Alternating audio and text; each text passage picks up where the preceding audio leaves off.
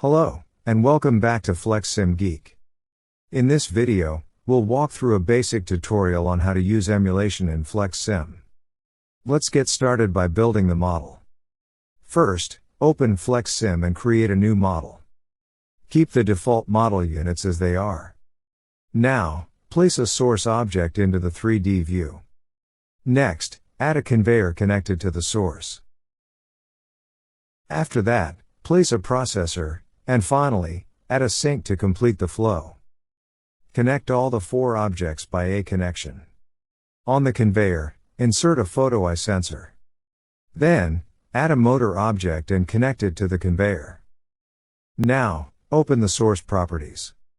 Set the inter-arrival time to 10 seconds, and make sure the arrival at time 0 checkbox is enabled. Next, open a general process flow. Create 3 frames. Set the heading of the first frame to sensor input. Set the heading of the second frame to server connection. Set the heading of the third frame to control outputs. In the sensor input frame, create a variable called photo eye. In the control outputs frame, create a variable called motor. Now, configure the photo eye variable. Under the values section, select internal emulator variable, and then choose OPC DA sensor tag.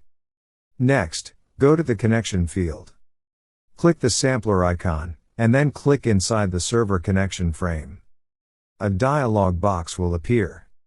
Under Create Connection in Emulation tool, select OPC DA connection.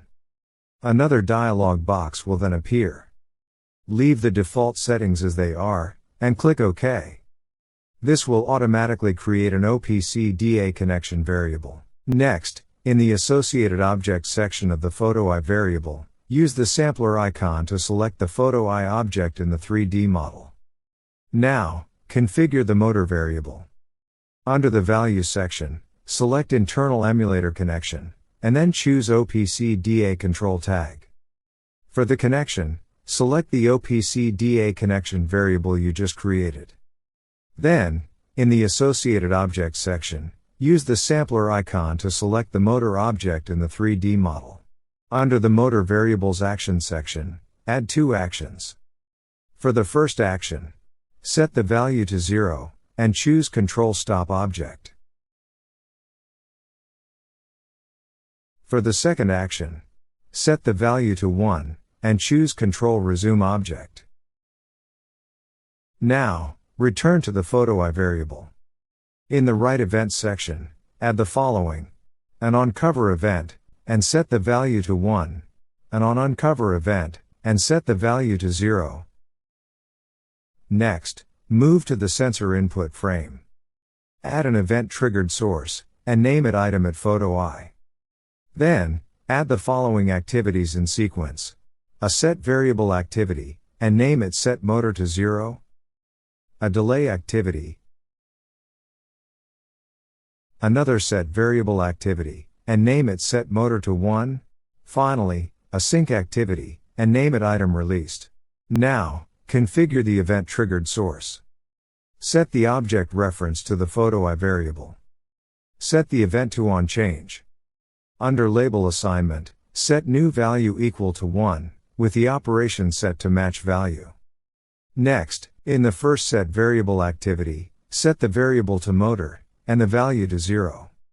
In the delay activity, set a delay of 5 seconds. In the second set variable activity, set the variable to motor, and the value to 1. And that's it, the model is now complete. Let's run and test it. As you can see, when an item reaches the photo eye, the conveyor stops for 5 seconds. After that, it resumes movement, the item moves to the processor, and finally reaches the sink. Here's how it works. When the item reaches the photo eye, the sensor becomes covered. This sends a value of 0 to the motor, which stops the conveyor. After 5 seconds, a value of 1 is sent, which restarts the conveyor. And that's exactly what's happening in the simulation. I hope you learned something new in this video. Thanks for watching, and I'll see you in the next one.